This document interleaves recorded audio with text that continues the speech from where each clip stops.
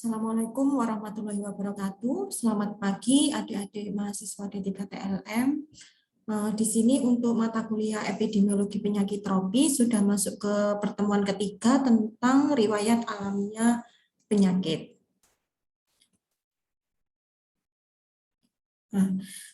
Untuk outline-nya, di sini saya yang pertama adalah pengertian dari riwayat alamiah penyakit, sama yang kedua adalah penjelasan dari riwayat alamiah penyakit.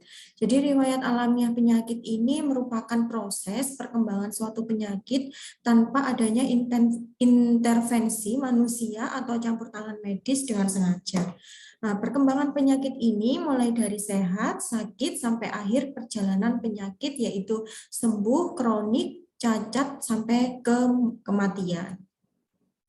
Nah, gambaran perjalanan alamiah penyakit itu yang pertama adalah ada tahap peka atau rentan atau prepatogenesis. Terjadi interaksi antara host atau inang, bibit penyakit, lingkungan. Nah, interaksi ini adalah di luar tubuh manusia.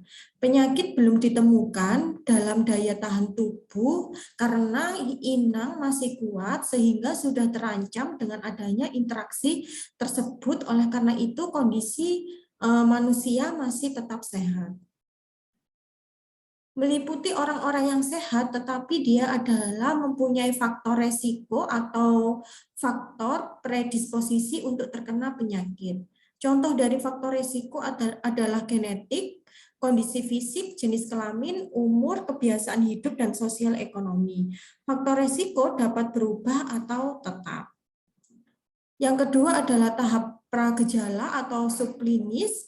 Tahap inkubasi istilahnya, jadi telah terjadi infeksi tapi belum menunjukkan gejala dan belum terjadi gangguan fungsi organ.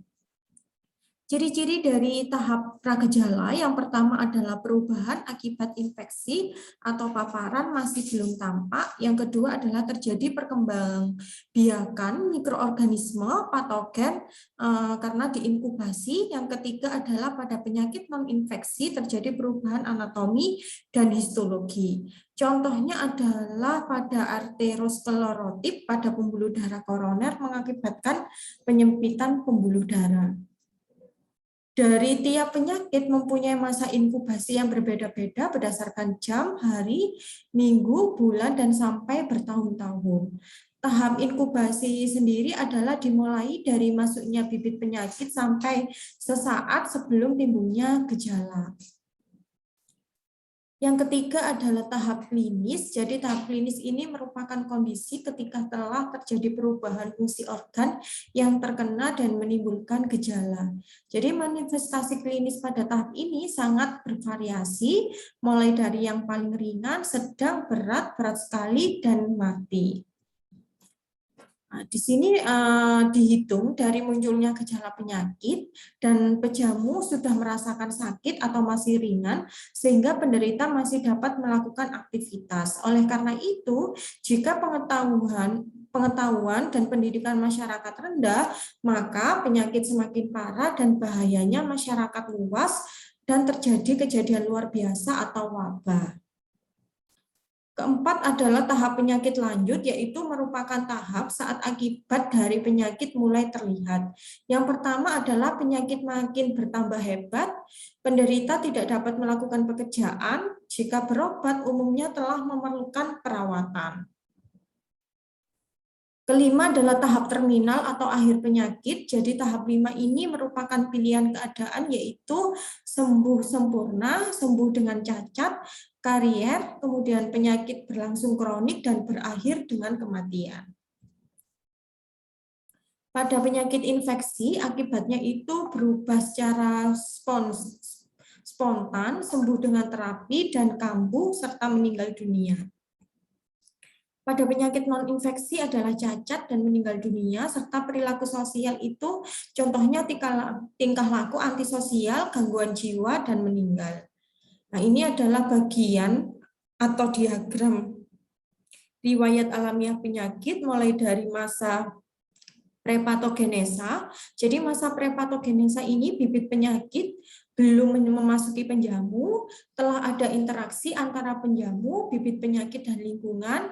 Jika penjamu tidak dalam keadaan baik, maka kondisi kesehatan menurun, sehingga ada kemungkinan bibit penyakit masuk ke dalam tubuh. Nah, dari masuk ke dalam tubuh, bibit penyakit memasuki tubuh adalah masa inkubasi. Masa inkubasi, setelah itu ada masa penyakit dini, ada bibit penyakit yang telah masuk ke dalam tubuh, mengetahui masa patogenesa dan gejala penyakit terlihat. Kemudian ada masa penyakit lanjut dan masa akhir penyakit. Nah, masa akhir penyakit ini bisa dikategorikan meninggal dunia, kronis, karier, sembuh cacat, dan sembuh sempurna. Selanjutnya ada pola penyebaran penyakit, yaitu bagaimana organisme masuk ke dalam tubuh dan berinteraksi serta berkembang biak. Manfaatnya adalah pencegahan terhadap infeksi penyakit dan identifikasi serta diagnosis. Nah, terjadi infeksi itu karena berdasarkan perjalanan, yaitu udara, makanan, luka, konjungtiva, dan plasenta, sedangkan berdasarkan cara masuk bisa langsung dan tidak langsung. Manfaat riwayat alamiah penyakit adalah dapat mendiagnosa keberadaan penyakit sehingga masa inkubasi atau pedoman penentuan jenis penyakit dan menentukan strategi tindakan pengendalian dan pencegahan penyakit melalui pencegahan terjadinya kasus baru, memberantas kasus yang telah ada. Yang selanjutnya ada memperpanjang hidup dan memperbaiki status kesehatan si pengidap penyakit. Oleh karena itu, berkaitan dengan tujuan epidemiologi, maka dapat mengendalikan penyebaran penyakit di dalam populasi. Level pencegahan penyakit itu ada pencegahan primer, jadi merupakan pencegahan yang dilakukan terhadap orang yang belum mengidap penyakit, yaitu pada tingkat netral dan rentan. Tujuannya adalah agar orang yang sehat tetap sehat, mencegah orang yang sehat menjadi sakit. Pada tingkat netral juga begitu, promkes berbagai upaya yang dilakukan terhadap orang yang sehat dan belum punya resiko. Pada tingkat rentan, maka dapat perlindungan khusus. Nah, cara pencegahan primer yaitu mengeliminasi faktor risiko dari lingkungan, penempatan penyangga atau faktor risiko dan penjamu, mengubah perilaku, mengurangi keterpaparan penjamu terhadap faktor risiko, dan mengurangi pengaruh risiko. Pencegahan sekunder di sini adalah merupakan tahap pencegahan yang dilakukan untuk menemukan penderita yang sakit sedini mungkin. Tujuannya adalah memperpendek masa durasi atau progresivitas penyakit dan mengubah tingkat keganasan penyakit serta mengurangi komplikasi. Cara pencegahan sekunder yaitu mendeteksi penyakit secara dini, penyaringan pengamatan atau epidemiologis, serta mengadakan pengobatan secara tepat.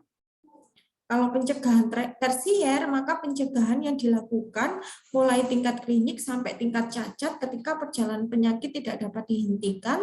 Tujuannya adalah dapat memelihara orang sakit dari pengaruh jangka panjang penyakit dan upayanya untuk mengurangi atau mencegah terjadinya cacat serta memperpanjang usia dan tingkat keparahan penyakit. Cara pencegahan tersier yang pertama adalah dapat menjaga kelangsungan hidup dengan penyakit, menjaga percaya diri, dan memelihara kemandirian dan produktivitas melalui tindakan pengobatan, rehabilitasi, atau pendidikan serta pelatihan. Nah, ini adalah skema perjalanan alamiah penyakit dan tahap pencegahannya, mulai dari fase rentan atau fase peka, kemudian diinduksi, masuk ke fase subklinis atau pragejala, ada fase klinis dan fase terminal. Dari sini ada pencegahannya, pencegahan terdiri dari 3, pencegahan primer, sekunder, sama tersier. Terima kasih atas penjelasan dari saya, semoga bermanfaat. Wassalamualaikum warahmatullahi wabarakatuh.